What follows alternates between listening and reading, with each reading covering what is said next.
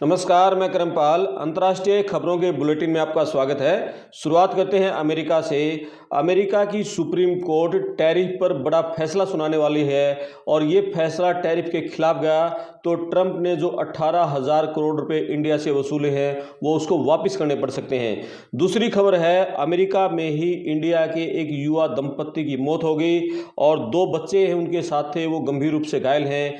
तीसरी खबर अमेरिका के फिलाडेल्फिया से, वहां एक कुत्ते ने पूरे मोहल्ले को तबाह होने से बचा लिया।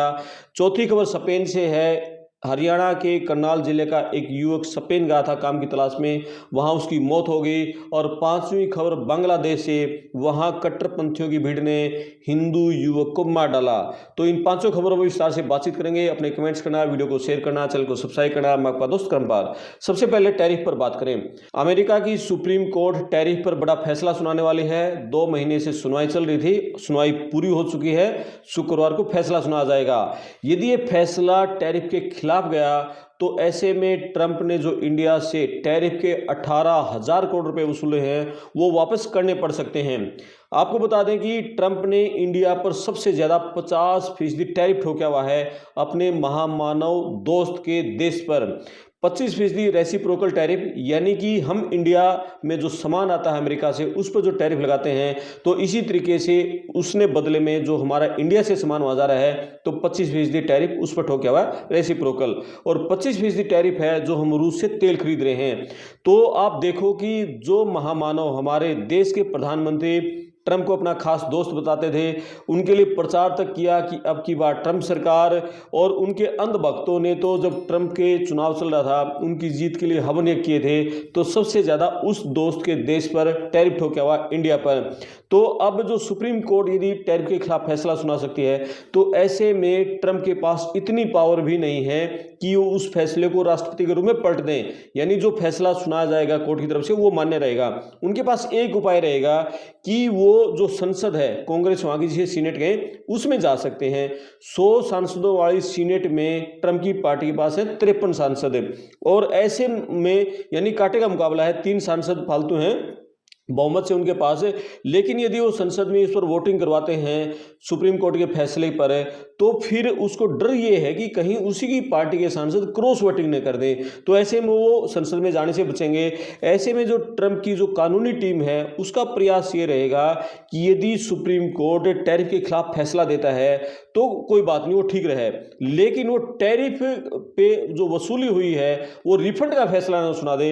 रिफंड का फैसला सुना तो वो महंगा पड़ेगा ट्रंप को। 18,000 करोड़ रुपए वसूलने, उसको वापस लौटाने पड़ सकते हैं। तो ये पूरी टैरिफ की खबर है और इंतजार है कि शुक्रवार को जो अमेरिका की सुप्रीम कोर्ट बहुत बड़ा फैसला सुनाने जा रही है।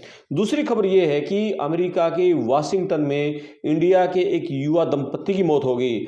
इंडिया के आंध्र प्रदेश का 45 साल का कृष्ण किशोर वहां सॉफ्टवेयर इंजीनियर था और करीब 10 साल से ज्यादा समय हो गए वहीं रह रहा था। उसकी पत्नी आशा 40 साल की, 2 बच्चे, एक बेटा बेटी, यानी भरा पूरा परिवार उनका।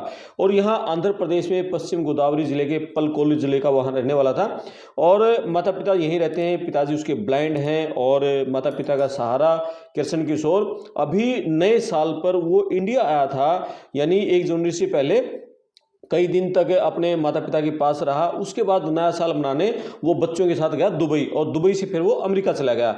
अमेरिका वो कार में सफ़र कर रहा था तो वहाँ वाशिंगटन में एक ट्रक चालक ने उसकी कार को टक्कर मार दी, जिसमें कि कृष्ण किशोर, उनकी पत्नी आशा की मौके पर मौत होगी।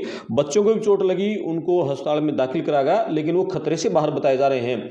और भारतीय दूतावास ने कहा है कि जो भी मदद होगी हम सारी मदद करने के लिए तैयार हैं, और यदि प्रिजन कहेंगे तो हम उनका जो डेड बॉडी है वो भी इंडिया भेज देंगे। तो ये बहुत दुख भरी खबर अमेरिका से है। तीसरी खबर ये है कि अमेरिका के फिलाडेल्फिया में एक कुत्ते का नाम उसके मालिक ने रखा कोबी। कोबी बड़ा शांत प्रवृत्ति का कुत्ता, और वो जमीन को खोद रहा था बार बार। तो उसकी हरकतों को देखकर मालिक ने जैसे हटा, लेकिन फिर वहां जाकर उस जमीन को खोदने लगा। मालिक को कुछ शक हुआ तो उसने जो वहां उसको मालिक को पता था यहाँ को गैस की पाइपलाइन गुजर रही है, उसने डिटेक्टिव जो मशीन है उससे जांच की तो उसको पता लग गया कि यहाँ तो गैस का रिसाव हो रहा है। तो मालिक ने तुरंत गैस कंपनी के कर्मचारियों को सूचित किया। कंपनी वाले वहां आए, उन्होंने देखा कि वहां जो गैस का रिसाव हो रहा था कुत्ता यदि उस जगह को नहीं खोदता, सूचना नहीं मिलती, तो पूरी कॉलोनी तबाह हो चुकी थी। बहुत ज़्यादा रिसाव उस जगह से था, पूरी पाइपलाइन में वो रिसाव हो चुका था। तो वो कर्मचारियों ने, कंपनी कर्मचारियों ने उस रिसाव को ठीक किया। तो इंटरनेट पर वो जो कुत्ता है कोबी, उसको हीरो बन गया है, लोग उसकी इतनी प्रशंसा करें हद से ज़्यादा। तो ये तो एक कुत्ते ने पूरे मोहल्ले को तबाह होने से बचा लिया। चौथी खबर है स्पेन से। हरियाणा के करनाल जिले का कैमला गांव है, वहां का 27 साल का युवक मुकेश कुमार, 1.5 साल पहले शादी हुई थी और 3 महीने पहले पत्नी के साथ वो स्पेन गया था काम की तलाश में। हरियाणा में उसको कोई नौकरी नहीं मिल पा रही थी, तो स्पेन में चला गया और घर वालों ने कुछ ज़मीन बेची, फिर उसके लिए पैसों की व्यवस्था की, फिर उसको स्पेन भेजा। वहाँ स्पेन वो डिलीवरी बॉय का काम करता था। तो एक पहाड़ी इलाके में और साइकिल पर वो कुछ डिलीवरी करने जा रहा था, अचानक साइकिल से गिर गया। तो वहाँ लोगों ने फिर उसको हॉस्पिटल में भर्ती कराया, डॉक्टरों ने उसको मृत घोषित कर दिया। डॉक्टर ने कहा कि इसको हार्ट अटैक आया है। तो उसकी पत्नी ने परिजनों को सूचना दी। यहाँ पेरेंट्स का रो रो कर बुरा हाल है। बहुत ही स्मार्ट लड़का 27 साल का मुकेश कुमार। और अब परिजन ने भारतीय दूतावास से मांग की है कि उसकी डेड बॉडी को यहाँ करनाल में, इंडिया में वापस ला जाए, ताकि आखिरी बार बेटे को देख सकें और अपनी जो गाँव में, अपनी माटी में उसका अंतिम संस्कार हो सके। और पांचवी खबर है बांग्लादेश से। बांग्लादेश में हिंदुओं पर जो लगातार अत्याचार हो रहे हैं वो रुकने का नाम ले रहे हैं। नया बांग्लादेश कट्टरपंथी मुसलमानों ने जो पाकिस्तान की राह पर चल पड़े हैं, वहां अल्पसंख्यक हिंदुओं को लगातार टारगेट किया जा रहा है। पिछले 20 दिन में 7 हिंदुओं की मौत हो चुकी है, हत्या की जा चुकी है। अभी जो नया नया मामला है वो 25 साल का मिथुन सरकार मजदूरी करके, काम करके घर लौट रहा था, तो कट्टरपंथियों की भीड़ ने घेर लिया, उस पर चोरी का आरोप लगा। तो भीड़ से बचने के लिए वो भागा और भाग के एक वहां नहर थी, नहर में कूद गया।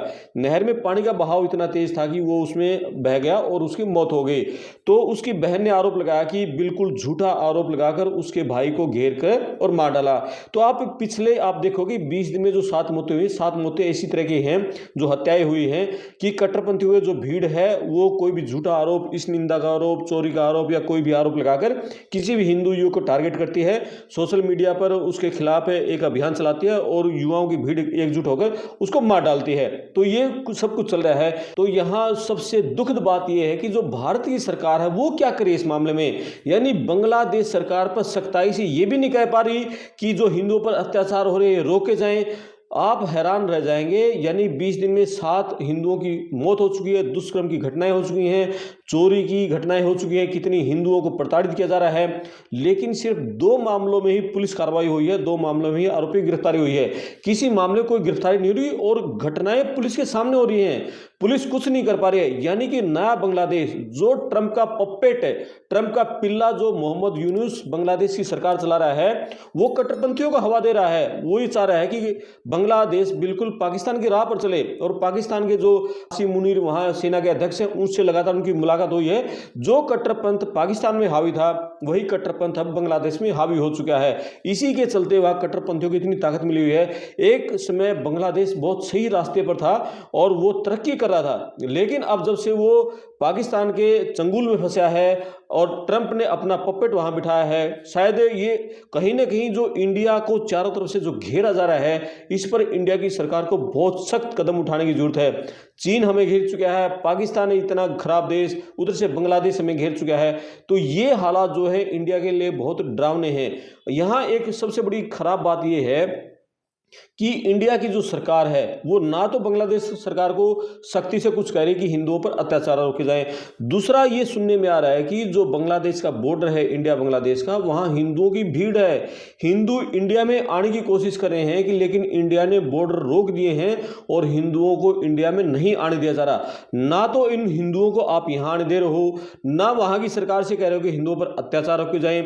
तो ये जो लोग ये कह रहे हैं कि जो इंडिया में जो कट्टरपंथी हिंदू हैं वो जिस तरह से हिंदू मुस्लिम कर रहे हैं, उसी का जवाब वहाँ के मुसलमान दे रहे हैं। यहाँ हमने देखा है क्रिसमस पर किस तरह से हिंदुओं ने यहाँ गिरजाघरों में जाके तोड़फोड़ की। उसी का नतीजा ये है कि वहाँ भी हिंदुओं में, पूरे दुनिया भर में हिंदुओं के खिलाफ माहौल खड़ा हो गया है।